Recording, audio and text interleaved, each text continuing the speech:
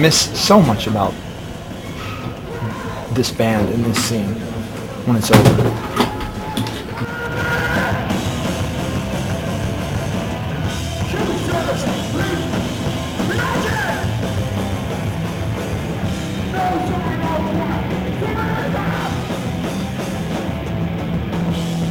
So many details that I would miss, you know?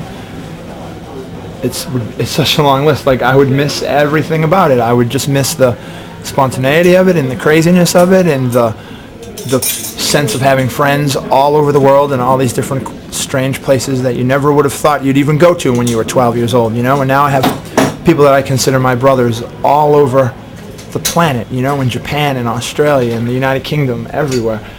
And I mean, when this band ends, and it is going to end one of these days, I'm going to miss that so much. I'm going to miss having an outlet for all of my anger and all of my aggressions, you know? Like, I'm a pretty pent-up person. A lot of shit drives me fucking crazy and gets to me, and I'm really lucky to have this outlet where I can go on tour and get on stage and scream and yell and throw my body around, and, like, when it's done, I feel better, you know? I feel like, okay, I got that off my fucking chest. I can go on with my day now.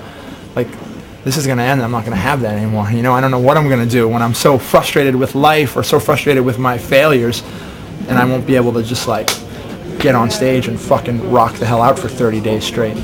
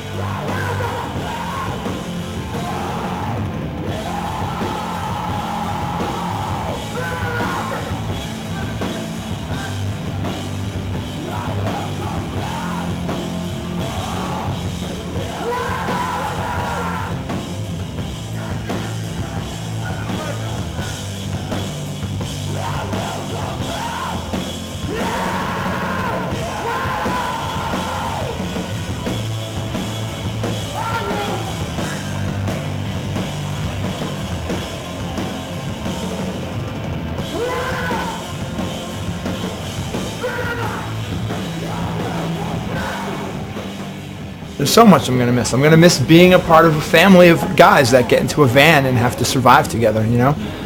That have to rely on each other and count on each other and just, like, pull together. It's a really cool feeling to be a part of that. And to have it grow year and year and year. We grow stronger and we understand each other more. You know? It's like the best relationship I've ever been in times 5. You know? Like, it's like having a girlfriend, but you have 4 of them. And you have to stay together. You have to figure out a way for things to work out. You have to work out your problems, and you have to just learn to deal with each other's bullshit. And it's really cool. I mean, I'm going to miss that, you know?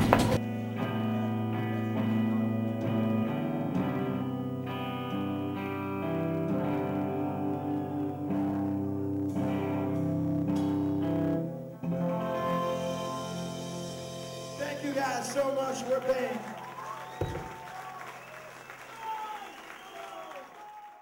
I used to work in a warehouse, like a print shop, where there was a big counter, and I used to have to do all this, putting paper in boxes and shipping it out. And he used to work right across the table from me. He was this, like, biker dude, this, like, tough, rough, like, drinking, burly dude. And he used to just fucking, every day he'd be so filled with hate and anger and talking about how much he hated gay people and how much he didn't like Spanish people. He was just really racist, really, really angry.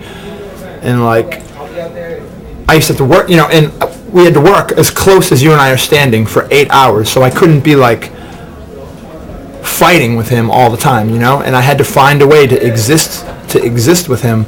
Like, obviously I would tell him, I think you're wrong, and I think you're crazy, and there's so much more to people than you will ever understand, and you're just judgmental, but I couldn't be, like, you know, like, I come from a hardcore scene where if we'd go to shows and there were Nazis at the shows, we would fight with them. You know, we would, like, remove them from the place. I came from sort of a place where you could be active with your anger. You know, you had an outlet for it. And so here I was stuck in this job with this dude, and I couldn't do anything. I couldn't beat him up. I would get fired, you know, and I had to learn that, like, he's not going to change. There's nothing that I can ever do or say to him. Like, I would talk to him, and he just didn't understand. He just had this hate ingrained in his blood. It was like made up who he was.